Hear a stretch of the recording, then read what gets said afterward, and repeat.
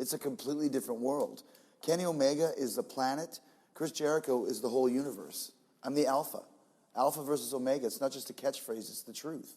And it's typical for somebody like Kenny to think, Jericho can't handle my style, because he's been so big here in New Japan.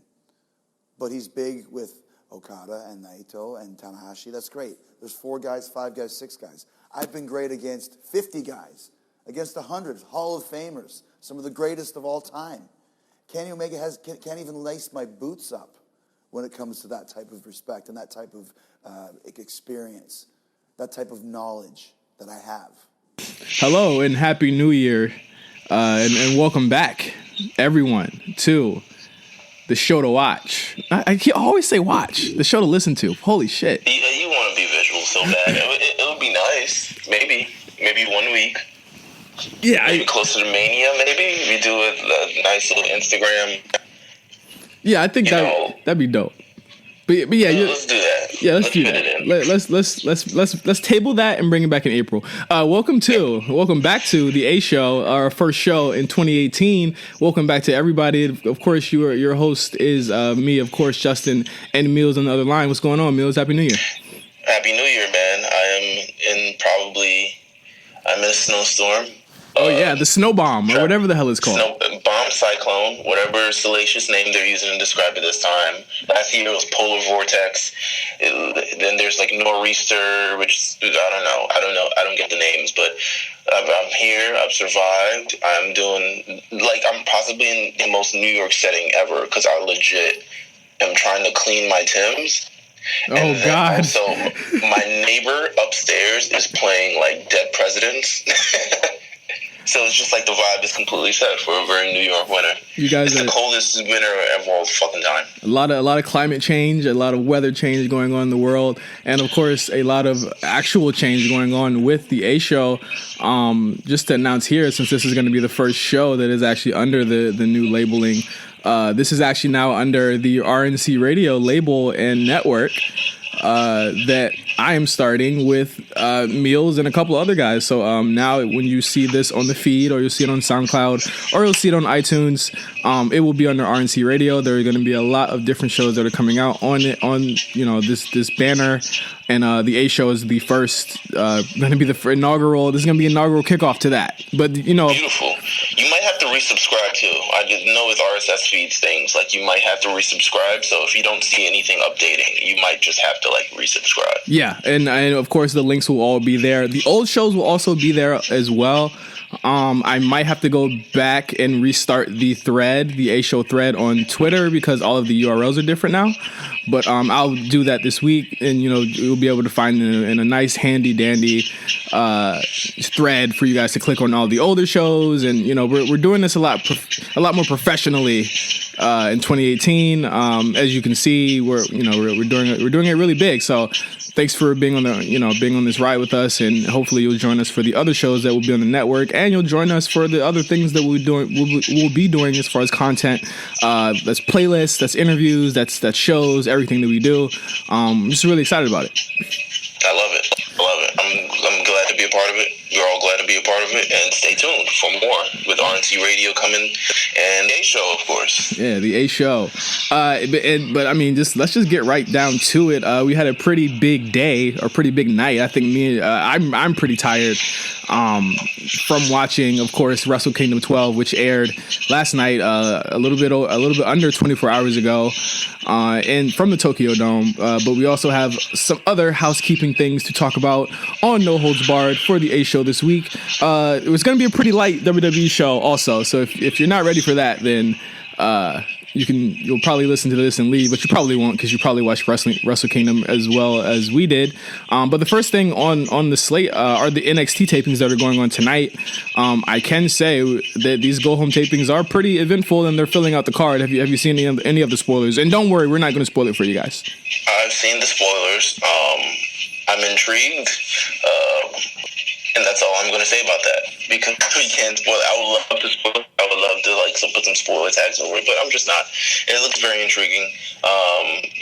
NXT must see moving into the Royal Rumble weekend, where they'll have NXT Philadelphia. Yes, and as I said before on the shows that led up to War Games, even though these are just 3 weeks of tapings that will start next Wednesday, I would advise everyone to watch these tapings. It sounds like there's some really great matches, and there are some very, very huge matches announced for the show.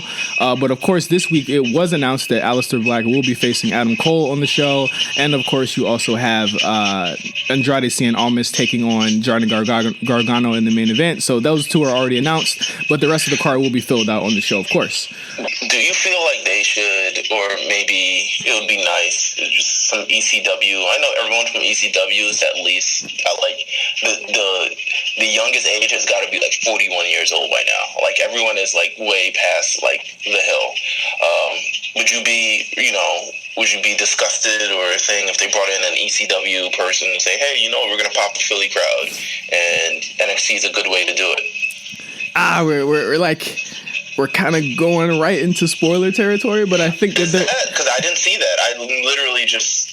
Well, no. I mean, like as far as what they're doing a match, or there's a match stipulation that's paying homage to it. But I'm saying like bring in like Rhino or Sandman or like have him in the crowd. Ray. Have him in the crowd, a la Asuka or Drew McIntyre. That would be cool to have Tommy Dreamer. You wouldn't want them like wrestling. No, absolutely not. I wouldn't want them wrestling any of these guys. Like, what's it gonna do for them? What's it gonna do for these guys? I don't think it would be. You get a Lars Sullivan maybe versus like Tommy Dreamer, and he kills Tommy Dreamer or something. I don't know. I can see if it was taking place in the ECW arena, but it isn't.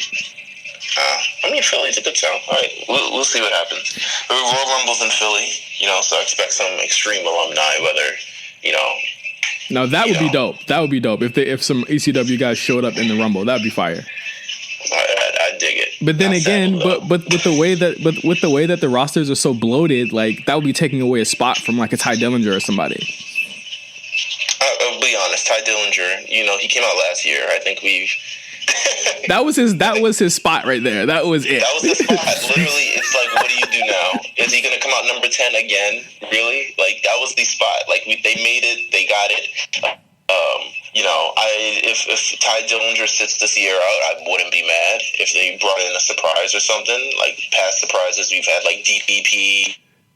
Or like, I don't know, there's Kevin Nash one year. And what was a good surprise? AJ Styles. That was the biggest Rumble surprise of maybe the past decade, I think. Yeah, easily. I think that was looking back in hindsight, that was probably the greatest debut you could ever have for somebody. I know a lot of people didn't like that. If he's not going to win, why put him in the match? But I think in that match, that's stupid. Yeah, but I mean, like, I think if you remember correctly, he set up so many storylines in so many matches just in that one match. I mean, he set up the storyline with Roman, with KO, and all those people within that same match. I mean, and he's been feuding with KO since. Yeah, well, that was the Rumble that he debuted in. I believe it was also the Rumble that the WWE title was on the line in. Yep. So I know there was an actual story going on with that. It would have been cool if he won it, but I know there was an actual story going on with that. And Triple H won, of course. Yeah, so, he should have turned babyface that night. But anyway, the other point that I wanted to talk about this week was the Mixed Match Challenge. Boom, boom, the MMC. Mixed Match Challenge. Which will emanate from right after SmackDown and 205 Live spot in 2 weeks. Which, I mean, a huge month for WWE. Just off of this debuting and the Rumble and the Raw 25 and NXT. This is a huge January, probably the biggest January they've had in years. But they announced a couple of the participants in the actual Mixed Match Challenge this week. You've had teams such as Rusev and Lana, which was revealed today. Finn Balor and Sasha Banks, Braun Strowman and the team. Braun Strowman and Alexa Bliss, and there was one more team. Who was the last? Oh, Charlotte. Bobby Roode and Charlotte. Yeah, Charlotte and Bobby Roode. Those are the only teams that have been announced so far. What do you think about the show so far? Like, what are your thoughts on it? Personally, I think that it's a cool show to have, but people get so kind of hung up on wins and losses. My whole thing is like, what is it going to mean for anyone who loses this match? I don't know. I think it's supposed to be fun. Like, it's just supposed to be fun. It doesn't look like, canon or anything. Like, it doesn't look like it'll impact any storylines, really. Maybe it will. Maybe at least one of them will. But it doesn't look like, much it's going to go on. I think wins and losses, I don't think they matter. I think it's supposed to be more entertainment, putting smiles on faces. This is for Facebook. This is for, like, the general audience. It's not, like, a huge, like, thing that's supposed to be, like, oh, my God, who wins, who losses, and we're supposed to be checking for that. I think, literally, we could have Goldust and somebody else win. We could have Finn Balor and Sasha Banks win. I don't really think it matters who wins. The only thing I could see affecting anything is the unfortunate incident of anyone gets injured in this tournament. Then it's going to really suck. I don't think they're going to be going too hard on these matches, to be honest, and I think it lends more credence to that with the fact that it's not intergender. It is actually just a mixed tag match where, you know, if Finn Balor, he doesn't have to do all those flippy moves outside the ring, or Alexa Bliss or Sasha don't have to try and basically kill themselves doing dives. It could be a pretty basic, like, WCW Saturday Night match where it's just like regular holds, regular rest holds, regular, like a hot spot, a hot tag spot, and then it's over. There are a couple of participants that don't have tag partners yet. You mentioned Goldust. There's also Asuka and Shinsuke Nakamura who don't have partners yet. I think they might team up Shinsuke with Nia Jax. Shinsuke with Nia Jax? No, because they're on different rosters. What is it? Oh, it has to be same roster. It has to be the same roster, yeah. They're doing a Raw versus SmackDown kind of thing, so I don't know. Oh, yeah, you're right. I think, was it Carmella? Carmella's in it. Carmella's in it. They've been doing cute little the internet vignettes with her and New Day, so I don't know if that's gonna. And one member of the New Day is gonna be picked by fan vote. Yes. Okay, that's. I don't know who they'll put Shinsuke with then, if that's the case. That's going to be interesting. Could be anyone. Maybe Becky Lynch. Becky, it'd be Becky. It would be Becky. It'd have to be Becky, right? Yeah. But again, like, I feel like this doesn't matter in just the retrospect. It's supposed to be fun. So well, it does matter because the winner gets $100,000 to a charity of their choice. Oh, yes. It matters in that sort of sense, but it's supposed to be fun. It's for charity. It completely worked. Yeah, that's the weird part about it. It's completely worked for charity. Like, huh? Like, you're working a charity? Will these charities agree to this? It's just gonna be Connor's Cure, my nigga, or Susan G. Komen. Like, it's probably gonna be that damn trash. I mean, not trash, but not Connor's Cure. Susan G. Komen for sure. Yeah. But that's it for No Holds Barred, and I guess we'll just go right into Raw and SmackDown, which I think largely were two very like nothing shows in my opinion this week. Yeah, they're still. I think, I don't know, it's just because they're waiting time and building to something, and they're not quite ready to pull the trigger on anything important yet. Maybe they're waiting till Mania, maybe they're waiting till just after the Royal Rumble or something, but it's they're kind of just like, they're really dragging their feet with this one. I mean, Raw opened up with, Kurt Angle promo and then Jason Jordan versus Cesaro, which to me was, super boring to me. Yeah, it's not a hot opener. But one thing we did get was that the Royal Rumble, both Royal Rumbles are taking shape. We did get information and intel that the Women's Royal Rumble will be 30 entrants. For Meelz, this will be over the top rope. This will be over the top rope, and it will be 30 entrants. Yes, so it will be a Rumble for all, which is a really nice tagline that I actually like that they coined. And so far the entrants have been Sasha's in it. I think naturally all the women are going to be in it, but they've announced officially Sasha's in it, Bayley's in it, Asuka is in the match, and then on the men's side they haven't really announced anybody. Finn Balor's in it, Elias is in it.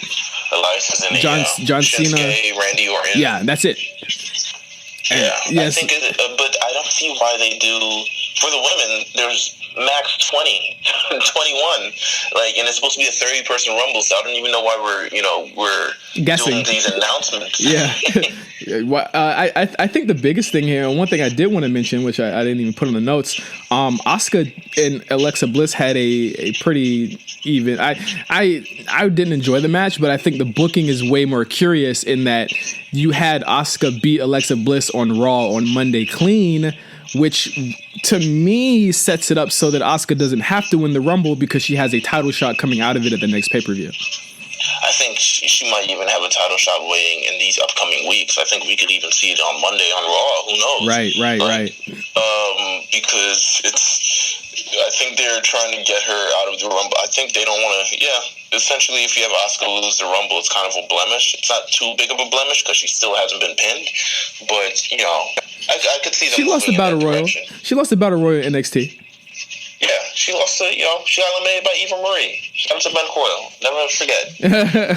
But yeah, I think that's some interesting booking there as far as the women, because I do think that the end goal, which honestly, for even building her to something and having something to build her to, I think that's commendable for WWE to actually be thinking about this ahead of time. Like, hey, if Asuka gets eliminated, she'll have nothing coming out of it, and she'll have not beaten Alexa. So, I think that was some really interesting booking there.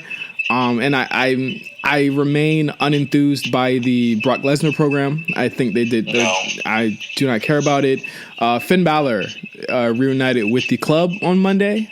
What do you feel about that? It was cool. I've never seen that motherfucker happier in the main roster than he was that night when he was on Monday. Yeah, I think it was fine. It was fine for what it was. I mean, it's not that I'm not impressed or anything, but I was just like, oh, we're finally doing it. But I feel like it was maybe done too late. I don't know. I thought it was good. I thought it was fine. It was perfectly fine. Do you think that if he was to do this and get into having the club exist again, this might be his way of saying, okay, if I'm not going to get on Mania as a singles, I might as well parlay it into a tag and try and get on the card that way? I think when you have more bodies, I think it's definitely something that it's a little bit more flexible in terms of what you can do on the roster. So I think that's cool. I don't know. I don't see Finn Balor currently in any major plans anyway, or any major program heading into Mania anyway. But that could all change. We have a couple months. The Royal Rumble's coming up. Who knows what's going to happen? But if for me right now on Raw, it seemed like a nice one-off. I don't know if they've announced that they're going to be back together full time. Maybe with the Miz Taraj and the Miz returning on Monday, I could see something where they're building towards a 6-man, sort of even the odds a bit. But let's just see where it goes. Yeah. Even with all points going towards the fact that he's going back into the IC title hunt, we'll see. Yeah, the Miz Taraj versus the club. I'm down for that a little bit. It'll give the club a little bit of a shine. The Miz Taraj, of course, will get a little bit of shine. It's a good program moving forward. All right, and that was Raw. SmackDown. I'm a little concerned about SmackDown, I thought that the show would start to return to its winning ways after Jinder got the title off of him, but now we have a new albatross that is keeping the show from truly being what it is, and that is this is a week where I thought that the Bryan and Shane thing needed to take a break, and I feel as though, I don't know if you agree, I think AJ is kind of being lost in the shuffle in this storyline. Yeah, I believe so. It's kind of I don't know. It's just SmackDown was like this weird shit sandwich of like with the bread. There's two shits. Like the beginning of SmackDown and like the end of SmackDown just really, it was like confusing and didn't really add to much. But like everything sort of in between. You talk about that tag team title match with the wonky ending, but it still was kind of like thrilling. And then you have that U.S. title tournament, which will lead to something. I thought that was good too. It's a good use of the mid card. You got a Breezango, Bludgeon Brothers, Ascension thing moving on. You got the ladies doing their thing, but this feud seems to just kind of be more. It's like a B-side feud. Yeah. It's leading to something more, and I think that WWE, in terms of their pacing, doesn't quite know, or at least isn't, or just is like really dragging out the pacing of this entire thing, because I don't know if it's leading to Daniel Bryan versus Shane McMahon. I don't know if it's leading to anything, but AJ Styles is getting caught in the middle of it, and it's not working wonders for him at all. And you had AJ on this episode lose to Sami Zayn, so he's lost twice in a week, and now it's looking like, now it's official that he's going to face Sami Zayn and Kevin Owens in a handicap match. Not sure if it was for the title or not, but it's going to be at the Royal Rumble. I'm pretty sure it'll be made for the title. It's for the title? Oh boy. Yeah, it's for the title, but it's we already know how it's gonna end. Yeah, listen, AJ Styles has had experience in handicap matches against the Singh brothers. It's just like, a level of expertise for difficulty a little bit higher. It's going to be perfectly fine. It is what it is. The World Championship, the Universal Championship match and this match don't really excite me. But they're both multi-man matches too, which is insane. But I think they're doing the best with, I don't know if they're doing the best with what they have. Let me even say that. But I think these aren't supposed to be the main attractions of the show. This is really the B-side of the show. Right. And that was WWE for the week. Again, another off week. I think next week we'll start to see things will shape out a little bit more. I think we missed actually a big match. Samoa Joe and Roman Reigns had a really good match. I'm really like good. Skipping over that, but yeah, I mean there was really not much there. Roman Reigns beat Samoa Joe. I thought it was great. I didn't have a problem with Joe losing here. I think that he's not hurt at all by it, and I think he'll continue to be in the mix. But let's get to the main event of the show, New Japan's Wrestle Kingdom 12. You watched it today, Meelz. I did watch it today. I did not watch it live. I think it's a form of. I think it would have been too much. I was about to say a form of torture. I don't want to go that far. Wow. I think it would have been some of those matches, yeah. It's a very, very long show, and these are the New Japan style as opposed to WWE style. It has these moments of upswing, but I think they're a lot further apart than the WWE style. So a lot of these will be like a methodical sort of thing. And I don't know, being up for a show that starts at 2 a.m. over here and lasting through 7 a.m., 8 a.m. I don't know. I couldn't do it. 6 hour show when it's all said and done. I think it went 6 hours and 30 minutes. I mean, Jesus Christ. That's about what's the longest WWE show? Mania? That's about 4 hours? 4 or 5 hours? Mania has been 5.5 hours lately. When you add in the pre-show, I guess, it's like 5.5 hours or so. Yeah, and man, all the big four. I watched the first 4 matches last night, and I finished the show today. So I think me and you are as fresh as we could possibly be to talk about this show. And just to run through the card, and I think I'll run through the card and I'll give some of my thoughts on the matches, and then Meelz, you can jump in whenever. And we're obviously gonna analyze the show in a lot more longer form after we do this. But first up, you had the New Japan Rumble. Did you catch this, or were you weren't watching it yet?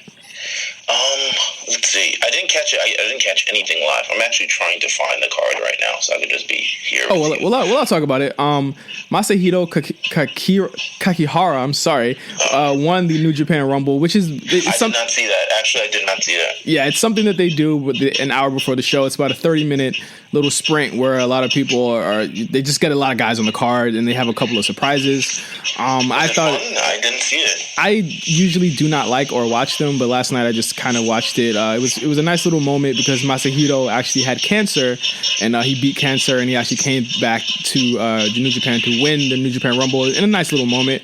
What's the rules of the New Japan Rumble? Is it different than the Rumble? The New Japan Rumble is more like a traditional Rumble because if you remember, I don't know if you remember or knew or remember this, old Battle Royals actually were pinfall to finish, where you had to actually pin. Yeah, you actually had to pin the person or throw them out to do that. And New Japan keeps those same rules, so you can pin someone or you can throw them over the top rope, which is really interesting and I think actually sets it apart from the Royal Rumble.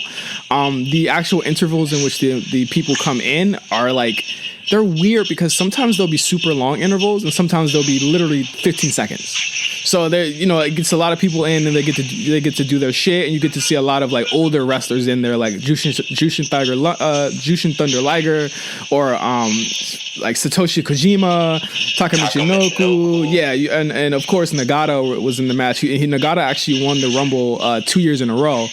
A couple years ago, or actually last year, I think it was the first time he lost, and he was able to actually he got fucking beat on this one. But yeah, I mean, you actually get a lot of people. Does the winner get anything? No. They don't get anything. All right. Well, you know what? Bragging rights is cool. They get bragging rights. But onto the main card, we had the Young Bucks defeating Roppongi 3K, which is Sho and Yo, which are two of the younger up-and-comers from New Japan who actually graduated from the dojo. And the story here is that Roppongi 3K is basically an offshoot of the Rocky Romero stable of the same name, where he basically retired, and his other teammate Trent, who we'll talk about later on the show, they went their own ways, and he created a new team. And the Young Bucks are, of course, pretty much a shoo-in to have the junior heavyweight tag team championships on every New Japan show. Usually the first show on the card is like the Spot Monkey match, and this one was actually pretty good. I thought it was a pretty solid opener. Yeah, I think it didn't. Usually, it's a lot more. And don't get me wrong, there's still plenty of like choreographed things. Like, you know, it was still a lot of, you know, things that I don't like about, you know, the Young Bucks matches, but it was a fair match. It was a good opener on the card. Yeah, I thought the selling was really good. The selling actually had me fooled, thinking that all of them were hurt, but it was actually selling. And of course, the Young Bucks win, and they regain the IWGP Junior Heavyweight Tag Team Championships for the 7th time, which is nuts. Yeah, I like the Roppongi 3K team. I like their team just because it's like a young team. I feel like, especially when I'm watching, like, because I'm going to compare most of this to WWE television, if you don't know. Yeah, that's fine. That's fine. I mainly watch. That's fine. I feel like we don't have that team that's just like a young team. I mean, we had American Alpha, and then they broke them up, but I don't think we have that young team where their gimmick is like, man, they're really inexperienced, but they're really like, you know, plucky or very like, you know, they can go. So I think it was kind of refreshing watching this, especially against the Bucks, who are so seasoned. You know, I look forward to in the future if the Bucks ever decide they're going to reinvent themselves, but I don't think they'll be anytime soon. Yeah, they don't have to. They got enough fans with the shit that they do, and of course, and I have my problems with them too. But they've seemed to have calmed down in the past year, and they do a lot more submissions and stuff like that. And I don't know if that's because of the wear and tear that they've been, you know, putting on their bodies or what. But I think I like the more methodical pace of the Young Bucks. I think they're becoming elder statesmen to the tag division, the junior tag division. The next match was a gauntlet match for the Never Openweight 6-man Tag Team Championship. And I'm not sure if you know what the Never title is or what the significance of the Never title is. Don't know. Basically, the Never title is like how could I explain the purpose of it? It's basically an open weight title where anyone can challenge for it. And so that's like, you know, I guess they mean it like never a boundary or never a, you know, there will never be anyone who can't have this belt, because, you know, like the junior heavyweights can't compete for the heavyweight titles in New Japan. The 6-man tag team championship was created in 2015, I think. And they've just been it's been the hot potato belt. It's the only belt that really, like, the Never belts, they hop around every single year. But in this gauntlet match, you had Chaos, which was Beretta, Tomohiro Ishii, and Toru Yano taking on the Bullet Club of Bad Luck Fale, Tama Tonga, and Tamaloa. Along with Michael Elgin and War Machine, with Suzuki-gun, which is Taichi, Takeshi Iizuka, and Zack Sabre Jr., with a bunch of other niggas that helped them out. I love Zack Sabre Jr., by the way. And Taguchi Japan, which is Juice Robinson, Ryusuke Takaguchi, and Togi Makabe. And of course, Chaos picks up the win here, which gives Beretta, who was in Roppongi with Rocky Romero. The storylines in here are so fucking deep, but he got his first big belt, his first heavyweight belt here, winning the Never Openweight 6-man tag belt in I wouldn't say it's a clusterfuck because it was the gauntlet rules, but I wasn't too I feel like it slowed the show down, if that means anything. But I feel like it was just not the best match to have on after the Young Bucks match. I thought it was just okay. Yeah, I think it could have, you know, I think to me, this or the Rumble could have been really interchangeable.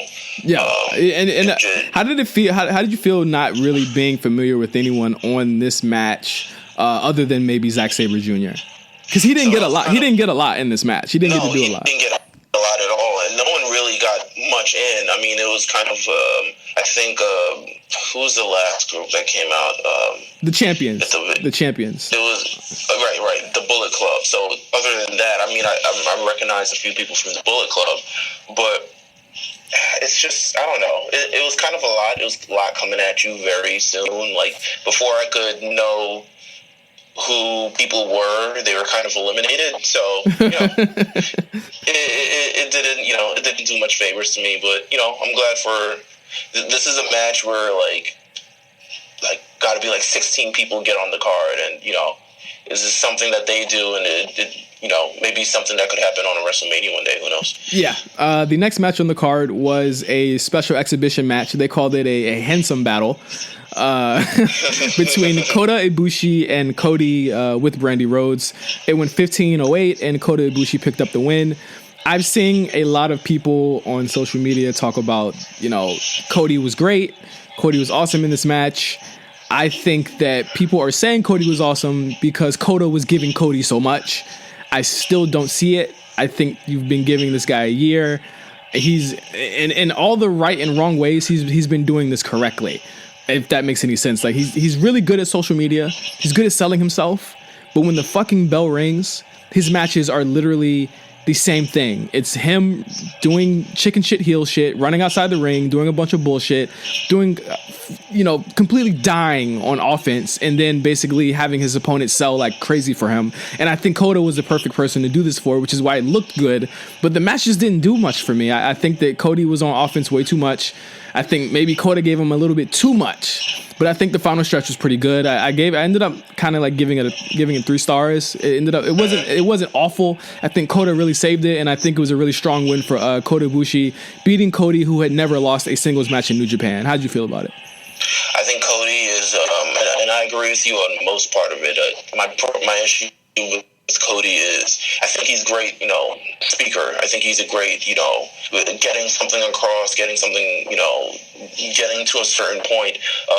But I think probably the thing that hinders him most to me, and what I'm just looking forward to and looking forward at and observing, is that he's very much a student of the game. And I think that while it's good to know your history, at the same time it hinders you because there's sort of a lack of originality with it.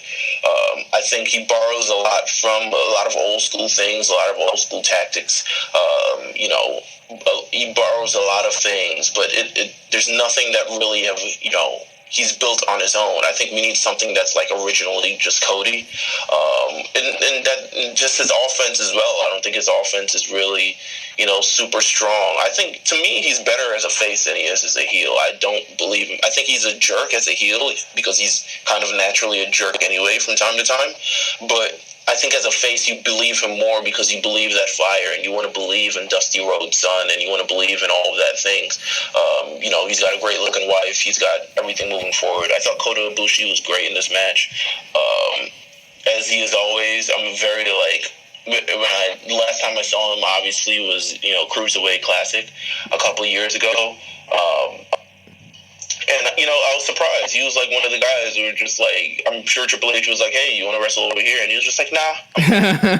So I don't know what he plans to do forward. He plans to do moving forward. I don't know where his standing is currently in the company, but, you know, he's doing fair, I guess. I think with New Japan, and they mentioned this on the English commentary, they kept mentioning that a title opportunity could be on the horizon for him.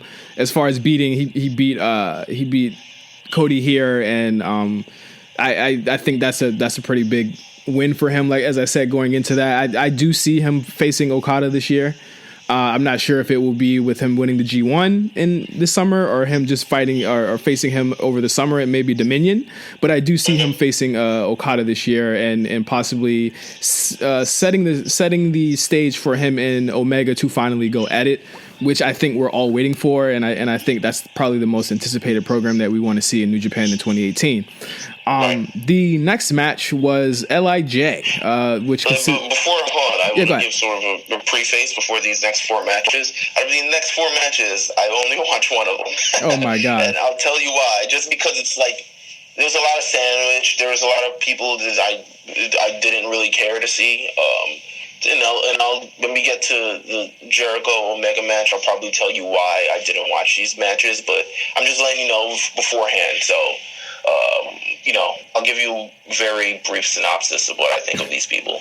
Oh man, you missed to me was one of the top probably 2 matches on the show within these 4 matches. Please tell.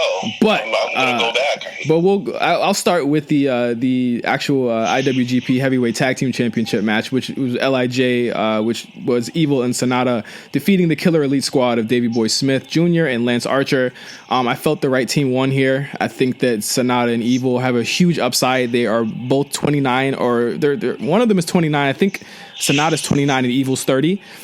They have an extremely big upside. I think that they're catching on. I think the fans really love Evil. And I mentioned this on Twitter. I'm not sure what Sonata has to do to get his personality across, but I think that he has it in the ring. The guy can go. I think the match was spaced out and set up kind of weird because Killer Elite Squad was beating the dog shit out of them from the beginning of the match all the way to the end until they pretty much came back and beat them. But what's the story behind the Killer Elite Squad? Like, are they just a team of American guys, just around American Canadian guys, I guess, going around beating people's ass? Like, what's their? They have been working all over the world. They've been teaming up in NWA. And they were in New Japan. They basically hop around a lot of different feds. They've been in Pro Wrestling Noah also, and it's just basically the team of Davey Boy Smith Jr. and Lance Archer, and basically they're based 2 big country. Well, I can't say Davey Boy is like big country, but I guess he plays it. But 2 big country dudes that go around beating each other's asses or beating other people's asses. They are in the Suzuki-gun stable, and that is the stable with Minoru Suzuki, which is like 20 deep, so it's like you don't really see them like a lot of the time with them because there's so many different members, but that their whole shtick is that not much there.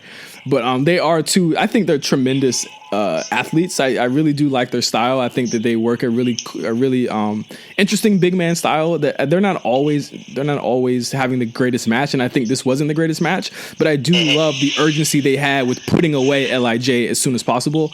And I thought the match was solid. I thought it was okay. Like, and one thing that I will say about a lot of this card is that like it's up and down. I wasn't blown away by a lot of stuff on this card, and I'll say that right now. But I was blown away by this next match, which was Hiroki Goto and Minoru Suzuki, which was for the Never Openweight Championship. It was a hair versus hair or championship match, where the loser would have to shave their head. And the winner would keep their hair and the championship. Tremendous match. I went 4 stars on it, maybe 4.5 stars on it. Wow, I gotta watch this match. Minoru Suzuki it's hard hitting. It's super stiff. I think that Goto a lot of the time is kind of. His booking is just awful. Just going back to the G1 where we thought, he would win it, and then Kenny Omega goes on to win it, which I'm not mad at, and then having him join, like having him get beat by Okada for months and years on end, and then finally join Chaos with Okada and stuff like that. Like that type of stuff kind of killed his character for me.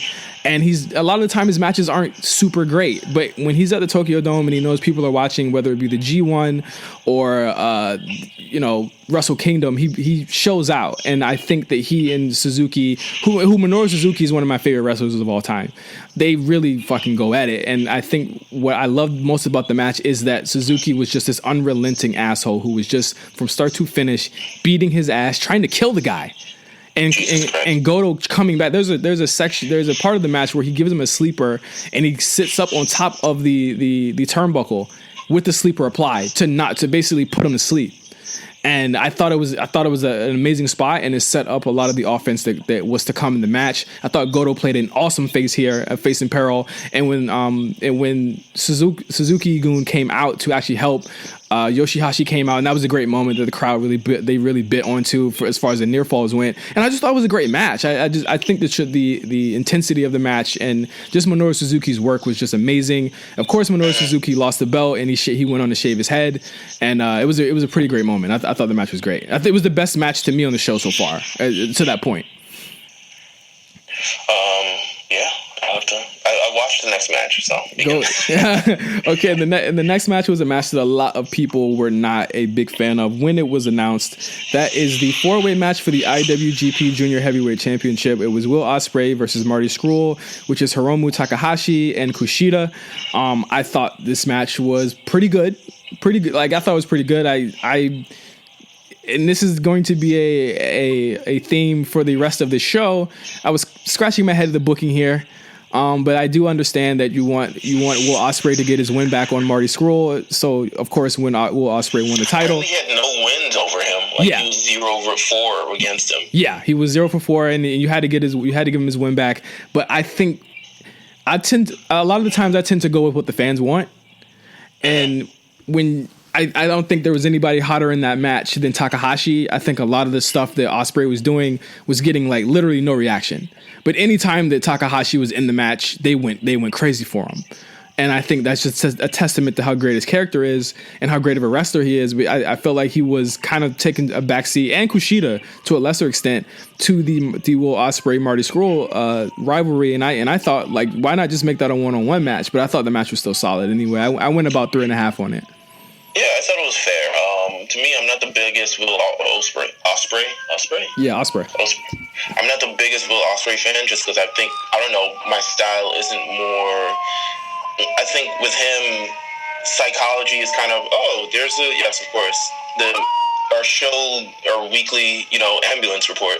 I think his style doesn't sort of suit me, just because it has no strong, like, psychology to it. No, none. There's no method to his madness or anything. He just kind of does things, which is cool in a sense of looking at, because he's super athletic and he's, he gets things done and he pops the crowd, I guess. But at the same time, it's like, I like being able to think, or at least like, oh my God, he did that and that's why that happened, or something along those lines, which you would see in, I think probably the last 2 matches on the card. But it was a fair match. I wasn't totally, sold by it. I'll be honest with you. Yeah, it was solid. I think they could have done better, but I also think they were kind of hampered by the 4-way format of it. I don't think that kind of meshes well with it, but they did go crazy. There was some crazy shit they were doing. Like Will Ospreay did a fucking flip off of the fucking. He climbed up some shit and then he flipped off it. The structure. Off the structure. Like, he did a flip off of it, which was pretty cool. And then some dangerous shit with the sunset powerbomb flip that Takahashi does to the person outside the ring, which I have no clue how that's safe. But he did a lot of those in the match. There was some great stuff with Kushida. I mean, they all worked hard. Don't get me wrong. They worked really hard. I just felt as though I would have rather just it be a 1-on-1 with Ospreay and Scurll and just finish that and then let Takahashi come back. It looks like Ospreay is hurt. I think he looks. I could see from I was looking at his back with all the cupping. Yes. And I know that's like something that's when you have a bad back, it's something to relieve the pain a little bit. And I was just like, man, he looks like he's not. He shouldn't be doing half the shit that he's doing too much. Isn't cupping like dangerous? I heard it's potentially dangerous. Are you familiar with it? Not entirely. I know a lot of people do it. I know, just to sort of keep it wrestling oriented. I know Summer Rae, because she's been suffering from, I think it pretty much has derailed her career. I don't know if she'll ever get back in the ring, to be quite honest. Yeah. Especially since she's been released. But I know for a long time it sort of derailed her career, and she tried to use that as a way to sort of relieve some pain and, get back. And I don't think it's necessarily worked. She was cleared briefly and then not cleared, but I think it's probably a short-term solution. You're going into Wrestle Kingdom 12, you want to be able to, sustain some pain in this match or get across and have a great match and, win the, IWGP Junior Heavyweight Championship, or at least be in contention for it.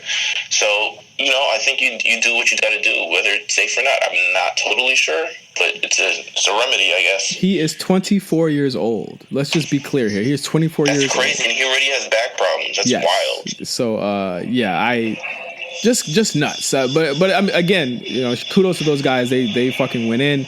Hopefully this leads to Takahashi or possibly Kushida getting back in contention. I hope. The next match was a match that pissed me off royally. I'm not sure. I know you didn't watch this match. No, I didn't. I watched it because I had a lot of vested interest in it. It was Hiroshi Tanahashi, the ace of New Japan, versus Jay White, who is one of their bigger projects, one of their bigger students of the New Japan Dojo, who went on an excursion to the US and came back. They did months and months of vignettes and video packages for him, teasing him coming out. And 3 months ago, I think, he came out and attacked Tanahashi and expressed his want for the IC title. And of course, we got the match tonight at Wrestle Kingdom 12. I feel as though this match was probably the most underwhelming and disappointing match on the show to me. I think, for many reasons. First chief of them being that Tanahashi is the big game player of New Japan. He is the kind of like the big match John Cena of the company, and yes, and he is the guy who has held the IWGP. He's the guy with the ghetto weave. Yes, he's oh my God. He's been around longer than all of them. He's in his early 40s, I believe, and he is considered the ace, the guy, and the company. Of course, Okada is quickly overshadowing that, but you would expect that he would have been giving more to the younger Jay here. I had my questions about this match when they announced it, because I said, are they going to actually have Tanahashi lose at the Dome and drop the belt? Of course not. They had Tanahashi beat the guy on his first match back with the new gimmick, with all of the stuff they put into him. They had him lose, and it's not the fact that he lost, it's the way that he lost. I think that in this match you got no real sense of who Jay White was, because all he was doing was working the knee all match, and I think that it became a routine Tanahashi squash match after maybe the match went about 19 minutes. After 15 minutes he started playing the hits. Like, Tanahashi played the hits and it was over. And I think that this didn't do Jay White any favors, and I think after this, like, I believe he'll probably get a rematch, but I'm like, who cares? Like, I had no inkling to see this match again after this, and I think it did no favors for Jay White. I think that they kind of fumbled his big re-debut in New Japan, and I think that it really did him no favors. It was probably if not for the Kota Ibushi match, I might even change that. It's probably my worst match of the night, to be honest. He returned to a new gimmick, and it looks like his new gimmick is like Shayna Baszler, because that's kind of what he looks like. He looks like great value Kenny Omega from 2015. Like, that's what he looks like. Yeah, it's cool, I guess, but I didn't watch the match because I was kind of looking forward to the next match. And I don't know how much time I had, but I'll explain why I don't know if we can get into that now, why I didn't really watch these matches, because if we're getting into the next match, Kenny Omega versus Chris Jericho. Yeah, let's get to it after the show. Let's get to it after we run the show down, because we got 2 more matches, and these are kind of lengthier matches on the show. They both go for 30 and almost 40 minutes between them. Kenny, of course, Alpha versus Omega. This is the match that I feel as though garnered a lot of attention for people. Alpha versus Omega, Kenny Omega versus Chris Jericho for the IWGP United States Heavyweight Championship. It was, of course, a no disqualification match, which, as I'll explain later, is actually better for it. This started back at Power Struggle, where Chris Jericho laid out the challenge to Kenny Omega, and from there the kind of old school booking of the match started, where Jericho appeared and at the World Tag League Finals attacked Omega, and then it led into this match.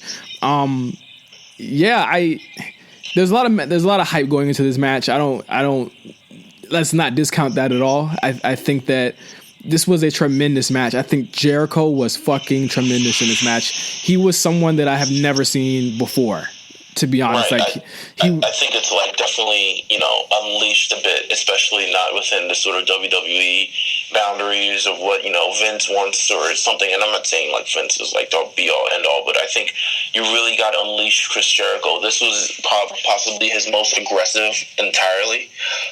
He was cooking on all cylinders. This was a fantastic match, and no disqualification really just threw all the rules out the window. He was as loudmouth as he was. He was as aggressive as he's ever been. He placed sort of a new challenge for Kenny Omega that maybe we haven't seen him face in quite some time. a new face, a new boundary, something to sort of, not to say his challenges have been monotonous over the years, but I think he's had a similar kind of match where it's just like, these very hard-hitting, stiff matches, and this was that as well. But this it was a sports entertainment match. It was a sports entertainment match, and that's what Chris Jericho is good at. And like I said, with the no disqualification stipulation, it worked for a lot of reasons. First of all, and I don't think we're fooling anybody by saying this or surprising anyone, Chris Jericho is 47 years old. He's not as fast or as nimble as he used to be. So no, he's moving at probably half the speed he did in his prime or something. And Kenny had to make a lot of changes to his actual offense to make up for this. A lot of this match, and I mean a lot of this match, is Kenny selling. And Kenny getting beat up. There's a couple of cool spots. There's one spot where Kenny jumps out of the ring onto the announcer's table, takes out announcer Don Callis in a huge spot. I think there's actually no commentary for like 3 minutes after that. Huge. I loved it. I love Chris Jericho then going in after and just yelling, Chono! Look at this! Look at me. Yeah, he was running on all cylinders. He beat up the referee's son. He beat up the referee and then his son, and then put his son in the walls of Jericho for some reason. Amazing. And then maybe 10 minutes after, asked the same young boys to give him a towel when Kenny Omega sprays him with the cold spray. Just tremendous. I thought it was I thought as a heel, I think he was cheered when he came out. After that, they booed the shit out of him for the rest of it. And I think he was great for that. I think that for what he gave, and just in my main wrap up of the match before I go into what I felt as though were the negatives, like this match to me brought New Japan to a bigger level than what they did when Jim Ross was calling it 2 years ago. Because I never saw that as the point. This is the point. You had to have someone in that ring who was willing to put Kenny over in a way that not even New Japan's booking would. And I know I talked about this on our year-end show, but it's like his booking's been weird for the past year. This is the most important Kenny has felt since the first Okada match. Right. And you had to have someone to the level of a Jericho who, for all intents and purposes, people see as a WWE guy, and he beats them. It wasn't Okada that did it. It wasn't Naito that did it. It wasn't anyone on that show that did it but Kenny Omega, and he pulled it off. And I think that's why I would give this match maybe 4.5, because of just how big it was, just how much of a spectacle it was. Right, and even on the side of, we're looking at the side of Kenny Omega, what it does for him. Look at the side of Chris Jericho. I mean, this is something that establishes him as possibly one of the biggest in the game. And when we saw him, when we talked about it when it was announced a couple weeks ago, possibly on the first or second show of this podcast, we talked about how big to be able to, break the boundaries and just sort of travel. You're just a wrestling travel man. It's like not bounded by the WWE stage and be able to do what he wants. And he came to this match and, Tokyo Dome, huge. He has something, I think this is possibly the most notable match in this latter part of his career, just in general. I think it's one of his top 5 most notable matches ever to me, because not only, he's not playing someone who's just like, he's the champion, he's second fiddle. Like, he was the attraction for the show. Yeah, for a lot of American viewers, he was the attraction. Yeah, by all intents and purposes, he was, this was the show where he was the guy, where he necessarily hasn't had that. He's worn championships before, and it is being said like, hey, this is the guy, but the guy was like a John Cena or Stone Cold Steve Austin or The Rock.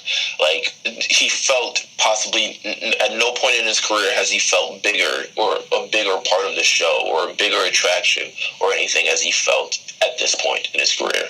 And if you're a fan, if you were an American fan watching this, you really had to stand the test of time to see this, because this is like 5 hours in the show. Yeah. So you're really like going through it, and you're really looking forward to this, and they made you wait for it, and to me, it didn't disappoint. Yeah, it's brutal as hell. I'll say this is. I'm feeling very weird about this match. Just thinking about it and going into it. Talk about it.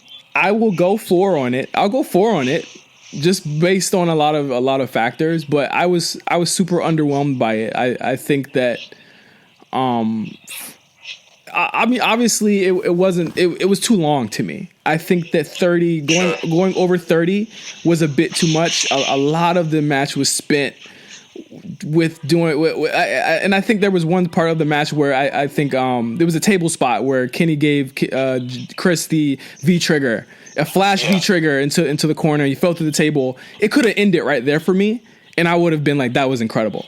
Because it showed that Kenny had the resilience, and I think that's what the match was showing, was that Kenny had to go to a different place to win this match. He had to be vicious, and he had to be like Jericho to do it. And then it kind of devolves into a New Japan match in the final 5 minutes, where it's Kenny giving him 18 V triggers, Chris Jericho kicking out of all of them. There was the main issue I had with it. There was like rope breaks in this match. On a no DQ match, it took me out of it. Like it kind of took me completely out of it.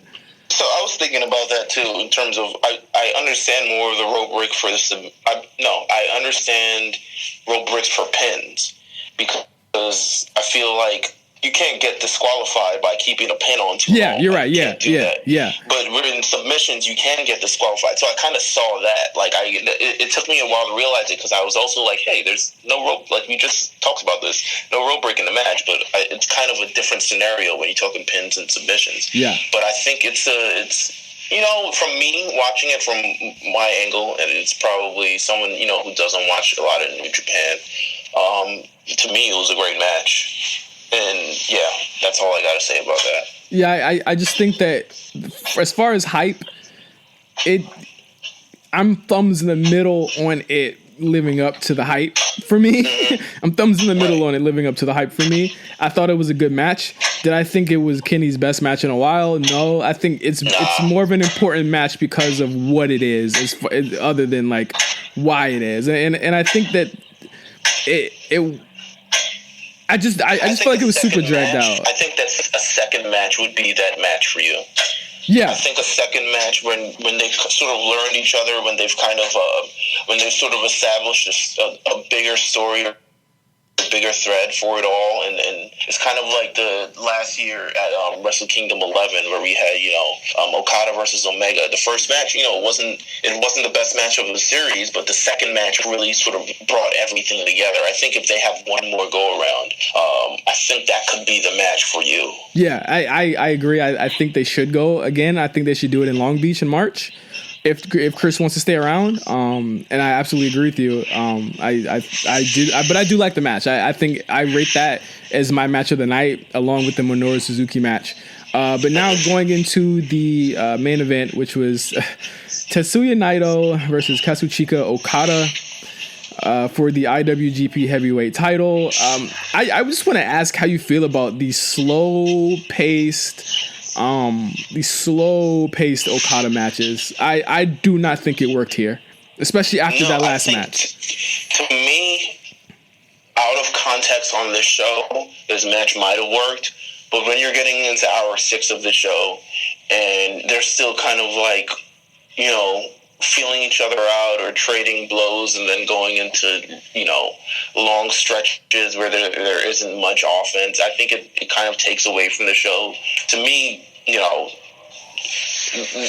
this was what it was, but I don't think it was sort of as thrilling a match as it could have been. I think in the last few seconds, maybe the last few minutes, they stepped up the volume, but I think, throughout the entire match, I was into it because, Okada, but I think it was fair, I guess. It wasn't the big main event. I don't think we're getting any bigger than what they did last year.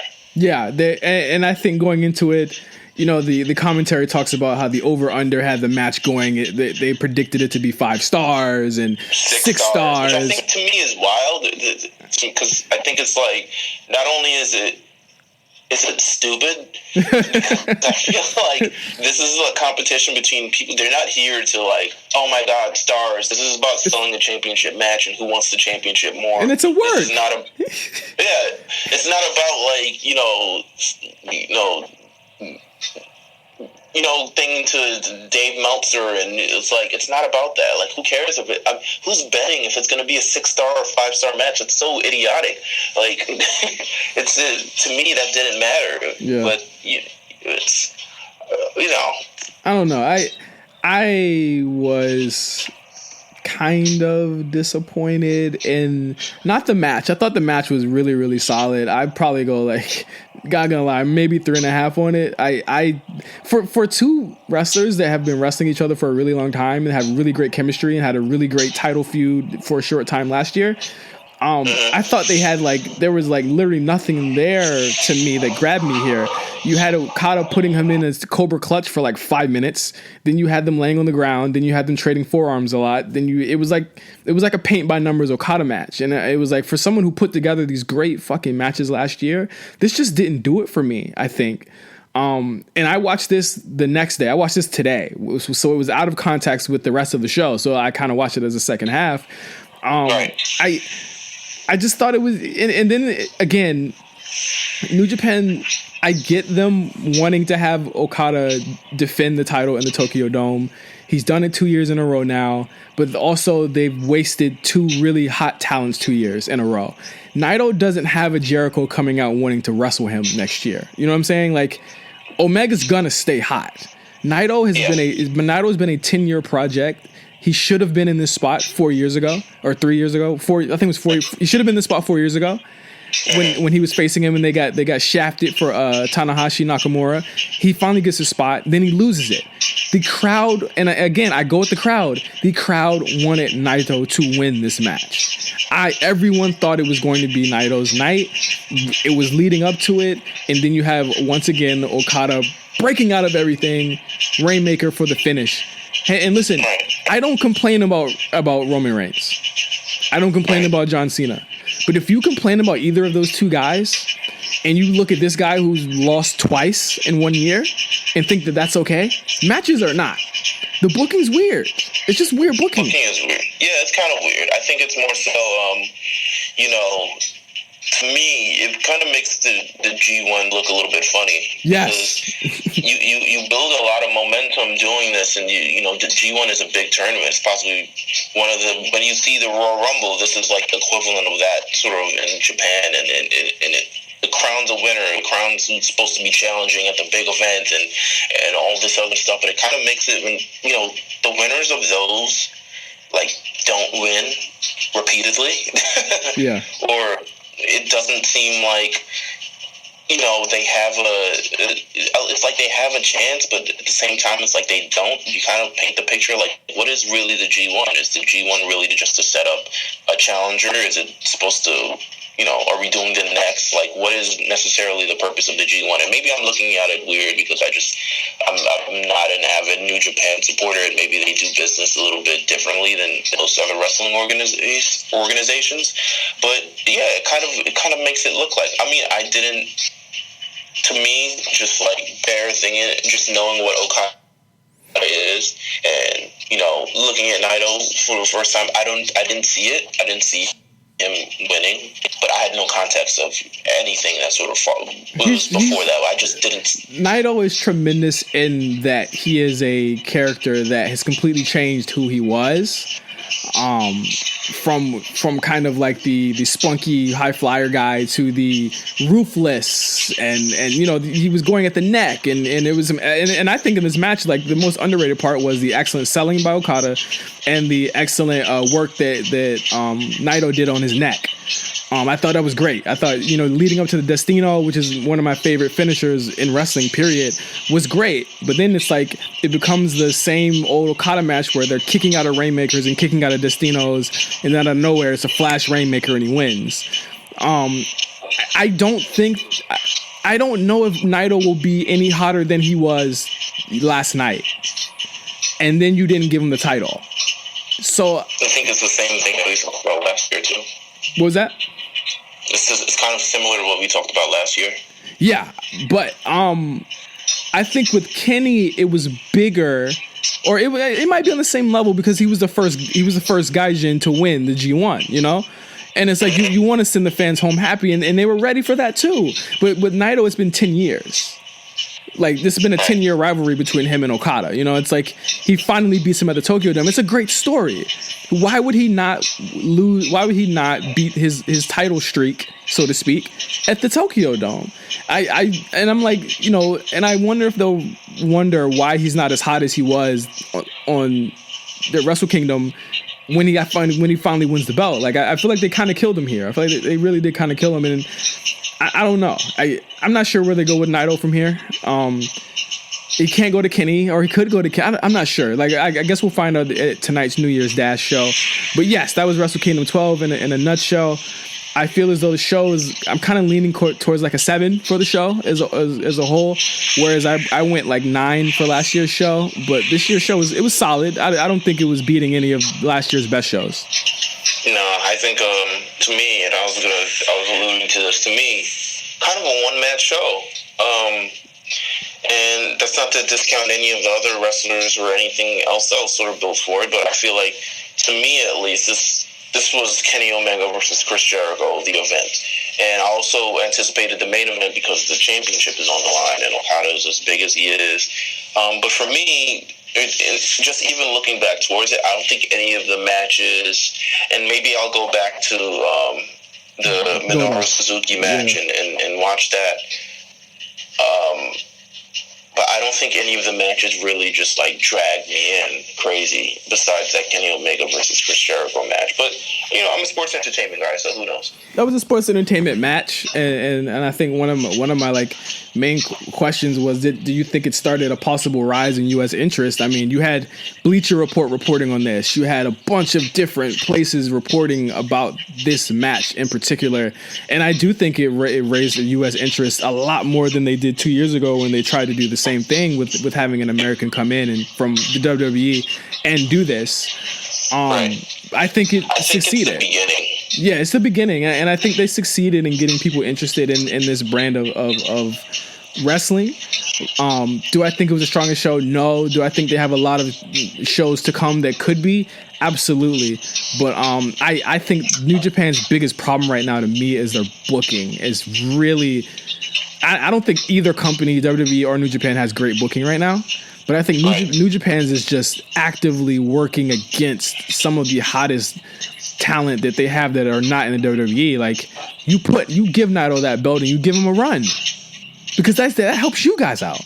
And then you put Kenny in there, you put him in the mix, you put other people like Suzuki or Goto in the mix, and have Naito kind of go against those guys and tussle up with them, and then you build up the stable that way. But I mean, we'll see. I'm not sure. Like coming out of the show, I'm not really sure what goes to what, but we usually get a better outlook after tonight's New Year's Dash show, which I'll be catching a little bit later tonight. Did Wrestle Kingdom 12 kind of interest you to continue watching New Japan, or at least follow it as a casual viewer? I mean, I think because now I'm going to recognize a few more names, and just know when stuff pops up in chat, I can at least just watch it or something along those lines. Not that I don't watch it; it's just sometimes I watch it, but I'm not really invested. I'm looking more forward to me, I have to invest in it to care. And I'm just looking forward to investing in these people. That's kind of what I want to do. Great start. It's a great place to start with the first show of the year. I think with when we're talking about the U.S. expansion and at least where does it go from here, I think this is the beginning. I think Chris Jericho will be known as possibly one of the first guys to sort of bring that on the map, but I think they need another major guy in wrestling. And I don't know how much more out there that are not in the WWE. But I feel like they need another major guy. And I mean major. I'm talking maybe, somewhere along the lines of Finn Balor or maybe even this would never happen, but a Randy Orton or something along those lines to just sort of do that. I think they need another huge. I think that would dilute that brand a little bit. I think you keep them with what they have. I think bigger than that, why not Jericho just stay? If you're saying that, just have Jericho stay. Because then I think you're going back to the well for the same thing, and I think you need to sort of. Jericho Okada would be great. Yeah, but I feel at the same time, then it becomes Jericho becoming a New Japan star. And no, it wouldn't. He's still a WWE guy. Don't get me wrong, but it becomes that. Whereas you have now this Chris Jericho thing brought a sort of after effect, and more guys are coming for competition. More guys want. There's nobody bigger. There's nobody bigger. There's nobody. Yeah, there's no one bigger than that. It's not going to be Punk. I think that's the only other guy. Would be huge. Punk would be huge. He wouldn't. Punk would be the guy. I don't see that. I don't see him working tours. You know what I'm saying? Like I just don't. I don't see that being. I don't know. I couldn't see him doing a long thing, but I could see him doing another one-off, like maybe Wrestle Kingdom 13 next year. Who knows? CM Punk is like, I'm ready to change wrestling. Like, yeah, but that's not gonna happen. But it's like something huge like that. I think CM Punk is, still at one point the biggest star in wrestling. And he's still someone who rings bells, when his name is mentioned on TMZ and all these other things. So I think you do that. I think you have a lot of, but then it becomes, you don't want to bring in too many WWE. You don't want to bring in outside. Yeah, you don't want to bring in outside. You don't want to have like, oh shit, now Mick Foley's is here. What is he doing? Like, I don't even think that'd be big. Like I think, like I said, I think if you want to have someone that's going to continuously bring them press and pub, you keep Jericho and put him against your top guys, or you give him a belt. If he wants to do that, that's completely on him. And I think that speaks more to Jericho than it does anything else. It's like you keep Jericho there. It's like now WWE guys completely infiltrated. It was the same thing when AJ came in, and he won the belt on his first night in. It would been a bigger platform than that, so to speak. But then you have all right, so we had the AJ Styles thing, and then I believe this Chris Jericho thing is bigger, just because at the time Chris Jericho is a bigger name. So then you go the next step. I think there is bigger than Chris Jericho. I think as great as Chris Jericho is, and don't get me wrong, he's great, as a legend that he is, and don't get me wrong, he's a legend. He's still, when you talk about popularity in wrestling, there are definitely wrestlers more popular than Chris Jericho. I think he's top 5. I think he's top 5 popular wrestlers. Top 5, no doubt. And I think, you talked about CM Punk. I think that's a great name. That's probably the only name that's really But I mean, out of the top 5, you got Austin, you got Rock, not happening. Austin and Rock, no way. And Daniel Bryan. Daniel Bryan, 2000 Wrestle Kingdom 13. That would be a guy. I wouldn't say he is the guy. Well, his a major guy. His contract is up this year, and he says if he doesn't wrestle at WrestleMania this year, he is out. So we'll see. We'll see. I think it's a good cliffhanger to, what's going to happen next. Yeah, and just like that, Wrestle Kingdom 12 is in the books, as is this episode of Wrestle Kingdom 12, or not Wrestle Kingdom 12, this episode of the A Show. Meelz, what was your match of the week if you had one this week? From this card or just in general? Just period. I'm going to pick mine from this card. I think it's going to be pretty obvious what it is going to be. Shit, I don't have a match of the week right now. I think if you go back and I don't have a match of the week. I'll tell you what your match of the week should be. Match of the week. Your match of the week should be. Repeat that. Your match of the week should. What? I think. Are you trying to find a match of the week? No, don't worry about it. I'll tell you what your match of the week should be. I'll tell you what it should be. I'll do 2 because I'm gonna give you a recommendation. You know what? I'll give a match of the week. I got it in my mind. Last week's NXT Fatal 4-Way. Go watch that. Good match. Great match. Really Great good match to me, but good match. Good match. Last week's NXT Fatal 4-Way. It builds a lot. You had him. It was very powerful, and Johnny Gargano, who's the smallest man in the match by a lot, sort of came out on top. He pinned Aleister Black, which was like, whoa, holy shit. So you begin now the mortality of Aleister Black in a sense. Lars Sullivan looked good. Johnny Gargano looked good. Who's the next man in that match? Killian Dane. Killian Dane looked good as well. So, you build the next, and you talk about the NXT spoilers are coming up. I say go look at that Fatal 4-Way match. I'll give you a recommendation. You need to watch the Minoru Suzuki Goto match from Wrestle Kingdom 12. And I would say to anybody that hasn't seen it, I would say to watch that match as well. And also watch Chris Jericho versus Kenny Omega. And let us know how you felt about the match. Did you feel as though it was a classic? Do you feel as though it was Chris Jericho's best match? Or were you lightly underwhelmed by it like I was? Let us know. Tweet us at OGJohnny5 or at Meelz TV. That is MEELZ TV. Once again, this was an episode of the latest episode of the A Show. Thank you guys for listening. Once again, we will be updating all of the links for the shows on Twitter this weekend, and you'll be able to catch all of the older shows on the platform. Thank you again for watching, and thanks, Meelz, for joining the show, as always. Oh, man. As always, here to talk wrestling. I love it. Yes, sir. Next week, we'll be back with more WWE stuff. There won't be a New Japan card that keeps us up until 6 o'clock in the morning. And we're coming very, very hot into the Royal Rumble, and hopefully we'll see what WWE does about it. So until next... Raw 25. Don't forget Raw 25. Raw 25, you're absolutely right. This is a big January for the WWE. So we will be talking about that next week, as well as anything that happens from tonight's New Year's Dash show and anything that happens in the world of wrestling. So keep it locked here on the A Show. Thank you for listening. We'll see you guys next week.